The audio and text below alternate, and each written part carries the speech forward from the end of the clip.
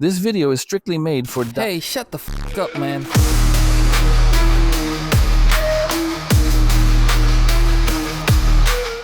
Rostermania is in full swing.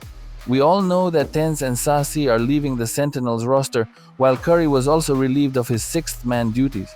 Just a couple of days ago, Sentinels announced their new signings. Former Karmine Corp star initiator Narrate, and then pulling off the heist of the century by acquiring Bang from 100 Thieves. In a surprising turn of events, they were also able to secure the prized player Redux. This is an intriguing acquisition, but we'll get more into that later, so I hope you keep watching. In this video, we're going to discuss whether the new additions to the Sentinels roster are upgrades or potential flops. Let's start with how everything unfolded. At the start of the VCT 2024 season, Kaplan, the head coach of Sentinels, was preparing hard for the upcoming season. He had the team of Tens, Zekken, Sa-C, John QT, and Zelsis practicing and participating in off-season tournaments, but he knew that Tens and Sa-C were retiring at the end of the season. Kaplan was in a predicament. On one hand, he had to keep the current roster focused and functioning like a well-oiled machine. On the other hand, he was already scouting for replacements. Narrate's acquisition was simple. His contract with Karmine Corp ended this season, and his individual performance throughout the year caught everyone's attention. Rumors swirled that Narrate wanted to return to North America and join an organization there. After trialing with Sentinels, and possibly a few other teams, both sides agreed that Sentinels was where Narrate belonged.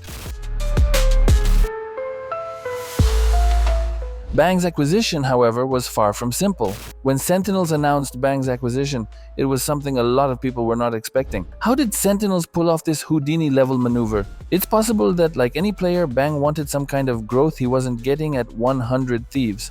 Whether it was about winning trophies, the clout, the paycheck, or simply a change of scenery, Bang believed his goals were more achievable with Sentinels. After all, Sentinels recently won a Masters trophy and got a top 4 finish at Champs. Plus, Sentinels are known for taking excellent care of their players, which has made them an attractive destination for top talent. Here's Marv to let you know about it. Sentinels, okay? I'll join Sentinels. They get me an apartment. They paid for it fully. No ass, no nothing done. I asked, yo, do you think I can get like some furniture, some pots, pans, you know, shit to live?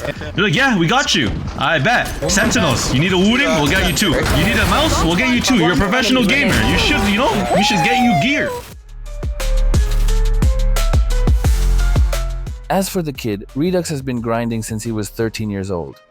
He spent most of his career with Oxygen Esports, filling roles from streamer to sub and eventually becoming a player.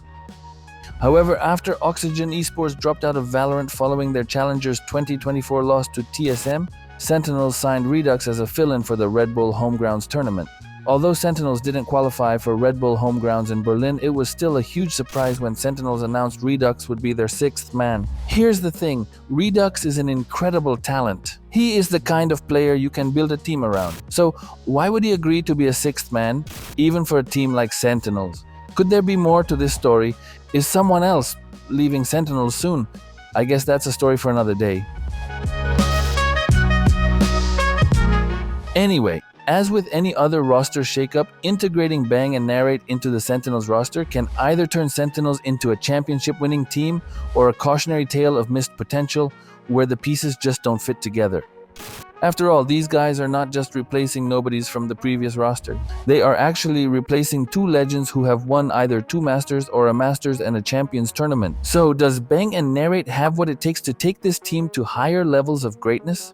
To even have some semblance of an answer to this, we need to analyze how their potential playstyle would look. Let's start with the previous team's playstyle and then compare it to the team that we have now. Last year, the team functioned with Zekken as the main entry, Tens as the second entry, while the rest of the team supported them. Sassy was usually the clutch man on the team, and it doesn't need to be explained why he's the one to leave in those situations. Sassy has that clutch gene, you know what I mean? Okay, on to this year's team playstyle. We've seen a few glimpses of how the team plays in the Sentinels versus Team Tarek show match, but I think it's safe to say they were just trying things out. Although it's surprising to see that John QT is actually playing a lot of the initiator roles starting from the Red Bull Homegrounds tournament. The way I see it, Zekken will be the main entry, but situationally, Narrate could be the main entry on certain maps. So the way it's looking, Zekken and Narrate are going to be the 1-2 punch, and then Bang could be the third entry, which, correct me if I'm wrong, was not a very defined role on last year's team. Zelsis and John QT would then be supporting from the back and playing the clutch. Another thing to point out is that Bang can play any controller agent he's asked to. You may ask why Kaplan didn't do this with Tens last year, but we already know Tens doesn't really play agents that are more passive and campy. Anyway, this looks like the makings of a great team in my opinion.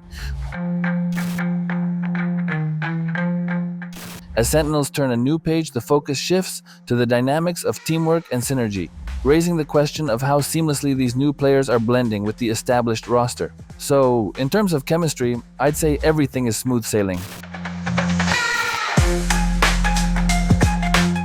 With a fresh roster, the future of Sentinels is brimming with both uncertainty and potential. You might wonder why there's still uncertainty given their strong performance lately. Well, it's important to remember that we're still in the off-season, and the matches happening right now don't provide much insight. Teams are taking it easy, figuring out their rosters, and testing new strategies and protocols. In short, this iteration of the Sentinels roster hasn't been truly tested yet. We'll have to wait until January's kickoff to see how they fare against other VCT teams. In my opinion, one of their problems last season was the team's overall ability to adapt to pressure and situations. There were times when they looked so dominant that their opponents couldn't do anything about them. But then, when the enemy team studied and prepared for them well, it seemed that Sentinels had a hard time making the necessary adjustments to pull off the win. Honestly, it still stings every time I remember them having big leads at the start of Lotus versus EDG and Icebox against Heretics. But anyway, what's tomorrow if we don't look forward to it, right? I still can't get over the fact that Sentinels were able to sign Redux. There are so many questions in my head right now. Are they cooking something behind the scenes? Only time will tell. I'm actually making a video about it, and the card should be in the upper right. If it's not there yet, make sure to subscribe so that you'll get notified once it comes out. If you're still watching this video, I want to thank you from the bottom of abyss. Yeah. Kidding aside, I want to thank you for watching, and I hope to see you on the next one.